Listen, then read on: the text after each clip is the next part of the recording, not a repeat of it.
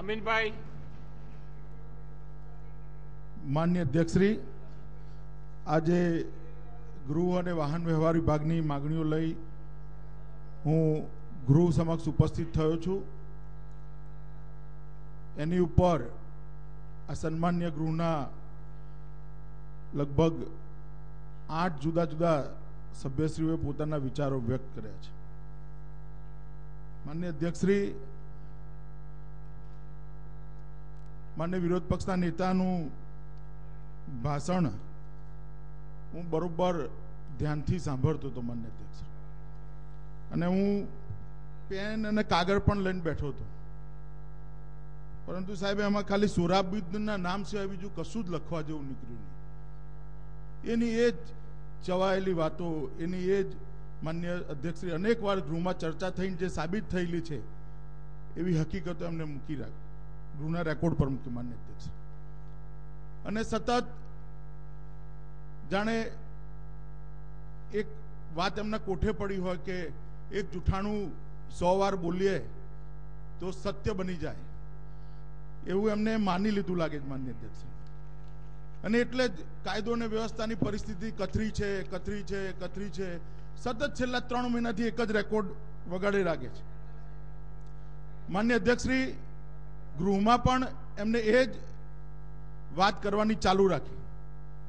આમ તો મને હતું કે પ્રશ્નોત્તરીના સમયની અંદર માન્ય અધ્યક્ષશ્રી ઘણી બધી વાતો ગૃહના ટેબલ પર આવી ગઈ છે, એટલે આ વાતનો કદાચ ઉલ્લેખ નહીં કરે, પરંતુ એમને કર્યો એટલે મારે જવાબ આપવો પડે છે માન્ય અધ્યક્ષશ્રી.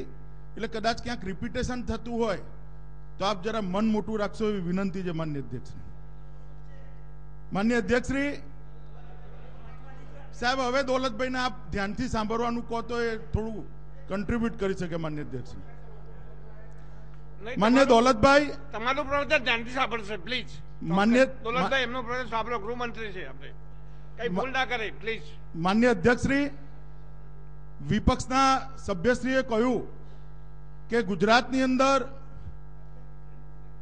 ખૂનની કોશિશ, લૂંટ ધાડ, બળાત્કાર, અપહરણ, આ બધી ઘટનાઓ ખૂબ વધી છે માન્ય અધ્યક્ષ. અને ગુજરાત કાયદો અને વ્યવસ્થાની સ્થિતિમાં પાછળ પડતું જાય છે. માન્ય અધ્યક્ષશ્રી, કેટલાક આંકડા હું આપવા માંગુ છું, જે ભારતની યુપીએ સરકારે કાઢેલા આંકડા છે, ગુજરાતની મોદી સરકારે કાઢેલા આંકડા નથી. માન્ય અધ્યક્ષશ્રી, હિંસક ગુનાઓ જેને કહેવાય, જેના આગળ મેં ઉલ્લેખ કર્યો, એનો દર લાખે ગુજરાતમાં, ભારતમાં દર 18.3 છે. એટલે સમગ્ર ભારતની વસ્તીના પ્રમાણમાં દર લાખે 18.3 હિંસક ગુનાઓ નોંધાય છે માન્યશ્રી. અને ગુજરાતની અંદર દર લાખે ચંદ્રિકાબેન 11.5 ગુનાઓ નોંધાય છે. અને મને જણાવતા આનંદ થાય છે માન્ય અધ્યક્ષશ્રી કે આમાં સમગ્ર ભારતમાં આપણે નીચામાં નીચી જગ્યાએ છે. સૌથી ઓછો હિંસક ગુનાઓનો દર ગુજરાતમાં જ માન્ય અધ્યક્ષ. રાજસ્થાનની અંદર માન્ય અધ્યક્ષશ્રી લાખે 16.5, હિમાચલમાં 18.1, મહારાષ્ટ્રમાં 18.1, હરિયાણામાં 18.2, દોલતભાઈ પ્લીઝ વાંચો. ઓરિસ્સામાં 18.8, કર્ણાટકમાં 18.9, મધ્યપ્રદેશમાં 22.4, કેરાલામાં 28.2 અને ઝારખંડની અંદર 28.2. માન્ય અધ્યક્ષશ્રી, આ બધા રાજ્યો કરતા ગુજરાતની અંદર ગુનાઓનો આંક નીચો છે માન્ય અધ્યક્ષશ્રી. એમ છતાંય જો વિપક્ષને એવું લાગતું હોય કે ગુજરાતમાં કાયદો અને વ્યવસ્થાની પરિસ્થિતિ કથરી છે, તો માન્યશ્રી એમની નજરમાં ક્યાંક દોષ છે. ગુજરાતના ગૃહ વિભાગની કામગીરીમાં દોષ નથી માન્યશ્રી. ખૂનની વાત કરીએ માન્ય અધ્યક્ષશ્રી, તો 1,03,000 ખૂન ભારતની અંદર થાય છે. ગુજરાતની અંદર 1.9 ખૂન થાય છે માન્ય અધ્યક્ષશ્રી. અને સમગ્ર દેશની અંદર ગુજરાતનો ક્રમ 24મો છે માન્ય અધ્યક્ષશ્રી.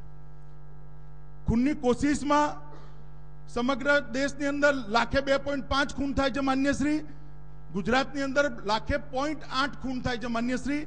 અને સમગ્ર દેશમાં ગુજરાતનો ક્રમ 27મો છે માન્યશ્રી, નીચેથી બીજો. ધાડનો જ્યાં સુધી સવાલ છે માન્ય અધ્યક્ષશ્રી, સમગ્ર દેશની એટ પાર છે. અહીં પ્રોસ્પેરિટી વધારે છે દોલતભાઈ, એટલા માટે ધાડમાં એટપાર છે, એમાં આપણે ત્યાં ધાડ વધારે નથી થઈ. બળાત્કારની અંદર માન્ય અધ્યક્ષશ્રી ચંદ્રિકાબેન કહેતા હતા મહિલા અસલામત બની છે. મારે કહેવાનું છે માન્ય અધ્યક્ષશ્રી કે સમગ્ર દેશની અંદર દર લાખે 1.6 બળાત્કારનો જે દર છે એની સામે ગુજરાતમાં કેવળ 0.6 છે અને સમગ્ર દેશની અંદર ઓછામાં ઓછા બળાત્કાર દર લાખે માન્યશ્રી ગુજરાતની અંદર નોંધાયા છે. છતાંય અમને એવું લાગે છે માન્યશ્રી, છતાંય અમને એવું લાગે છે કે ગુજરાતની અંદર કાયદો અને વ્યવસ્થાની પરિસ્થિતિ નથી. માન્ય અધ્યક્ષશ્રી, આવા તો 18 ગુનાઓની યાદી છે. હું વાંચું તો મારી રચનાત્મક વાતો સાહેબ રહી જાય, એટલે મેં આ ટોકન 2-3 વાંચીને એમને સમજાવવાનો પ્રયત્ન કર્યો છે. પ્રશ્નોત્તરીમાં અનેક વાર આ ચર્ચાઓ નીકળી છે. માન્ય વિપક્ષના દંડક શ્રી સાહેબ મને અપીલ કરતા હતા કે ગુજરાતની સરખામણી બિહાર જોડે ના થાય, ગુજરાતની સરખામણી ઝારખંડ જોડે ના થાય, ગુજરાતની સરખામણી રાજસ્થાન જોડે ના થાય, ગુજરાતની સરખામણી મધ્યપ્રદેશ જોડે ના થાય. બલવંતસિંહભાઈ, ગુજરાતની સરખામણી કોઈની સાથે ના થાય. અહીં સારામાં સારી કાયદો અને વ્યવસ્થાની પરિસ્થિતિ છે માન્ય અધ્યક્ષશ્રી. પરંતુ મારે ગુજરાતની જ ગુજરાત જોડે સરખામણી કરવી છે, ગુજરાતની ગુજરાત જોડે સરખામણી કરવી છે. કોંગ્રેસ શાસિત ગુજરાત અને ભાજપ શાસિત ગુજરાત, આ બે ગુજરાતોની માન્યશ્રી મારે સરખામણી કરવી છે. આ દેશની, આ રાજ્યની અંદર માન્યશ્રી 91 થી 94 કોંગ્રેસનું શાસન હતું અને 2003 થી 2006 ભારતીય જનતા પાર્ટીની નરેન્દ્ર મોદી સરકારનું શાસન રહ્યું. માન્ય અધ્યક્ષશ્રી, એની સરખામણી, રમણભાઈ પ્લીઝ પ્લીઝ પ્લીઝ, માન્યશ્રી, એની સરખામણી હું ગૃહના રેકોર્ડ પર મૂકવા માંગુ છું અને વિપક્ષના સભ્યશ્રીઓને પણ જણાવવા માંગુ છું, જેથી અહીં કમસે કમ એ લોકો જે બોલતા હોય બોલે, પ્રજા આગળ ના બોલે. નહીં તો સાહેબ પ્રજા સત્ય જાણે છે. 1991 થી 1994 માન્ય અધ્યક્ષશ્રી આ રાજ્યની અંદર 5943 ખૂન નોંધાયા હતા. એ પછી વસ્તી અનેક ગણી વધી છે માન્ય અધ્યક્ષશ્રી. એમ છતાંય 2003 થી 2006 ની અંદર 4513 ખૂનો નોંધાયા માન્ય અધ્યક્ષશ્રી. 1400 ખૂન એમના 4 વર્ષના શાસન કરતા વસ્તી વધવા છતાં અમારા 4 વર્ષના શાસનમાં 1430 ખૂન ઓછા થયા છે અને ખૂનના ગુનામાં 24% ઘટાડો થયો છે. ખૂનની કોશિશ માન્ય અધ્યક્ષશ્રી 1991 થી 1994 3253 ખૂનની કોશિશો થઈ હતી. 2003 થી 2006 વસ્તી વધવા છતાં એ 1864 થઈ, એટલે 1389 ખૂનની કોશિશો ઓછી થઈ માન્ય અધ્યક્ષશ્રી, અને એમાં 42% ઘટાડો નોંધાયો છે. ધાડ માન્ય અધ્યક્ષશ્રી 1991 થી 1994 1448 ધાડ નોંધાઈ હતી. 2003 થી 2006 માં 1300 નોંધાઈ, 10% ઘટાડો ધાડમાં પણ નોંધાયો છે માન્ય અધ્યક્ષ. ઘરફોડ ચોરી તમામ 1991 થી 1994 માં માન્ય અધ્યક્ષશ્રી 23,259 ઘરફોડ ચોરી થઈ હતી. 2003 થી 2006 વસ્તી અને પ્રોપર્ટી બંને વધવા છતાં 21,731 ઘરફોડ ચોરીઓ થઈ, 6.5% ઘટાડો નોંધાયો છે માન્ય અધ્યક્ષ. ચોરીઓ તમામ એની અંદર માન્ય અધ્યક્ષશ્રી 1991 થી 1994 ની અંદર 85,708 ચોરીઓ થઈ હતી. 2003 થી 2006 માં 74,171 ચોરીઓ થઈ, 11,000 ચોરીઓનો ઘટાડો થયો માન્ય અધ્યક્ષશ્રી. એની અંદર 13% ઘટાડો થયો છે.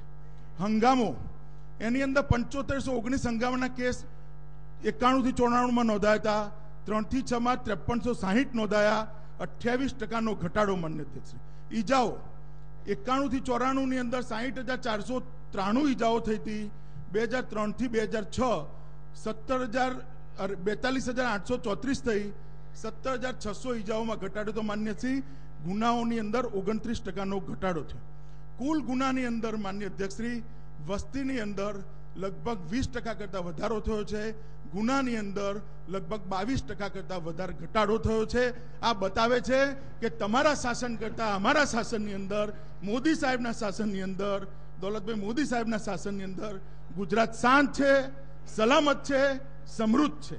એટલે ગુજરાતની ચિંતા કરવાની જગ્યાએ માન્ય અધ્યક્ષશ્રી આપ કહું છું, આત્મહત્યા કહું છું, સાહેબ ધીરજ તો ધારો.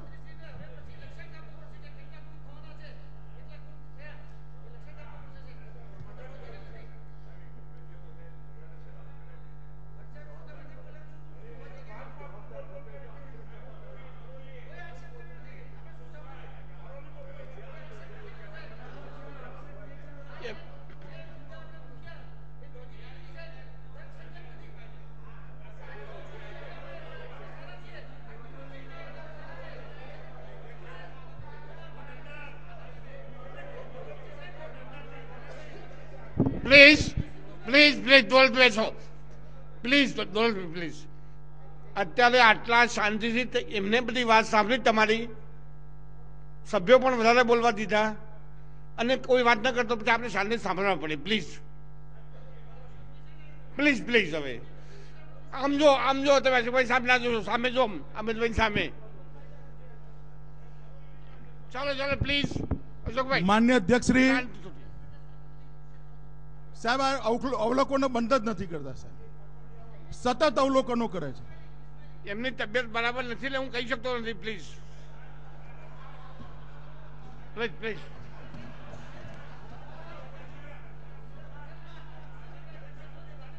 યસ.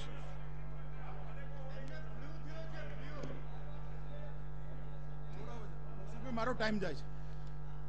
માન્ય અધ્યક્ષશ્રી, દંડકશ્રીએ વારે ઘડીએ, વિપક્ષના દંડકશ્રીએ વારે ઘડીએ માન્ય અધ્યક્ષશ્રી આત્મહત્યાની વાત કરી છે. આત્મહત્યા અને કાયદો અને વ્યવસ્થા આ બેના માન્ય અધ્યક્ષશ્રી ખરેખર સીધો કોઈ સંબંધ નથી.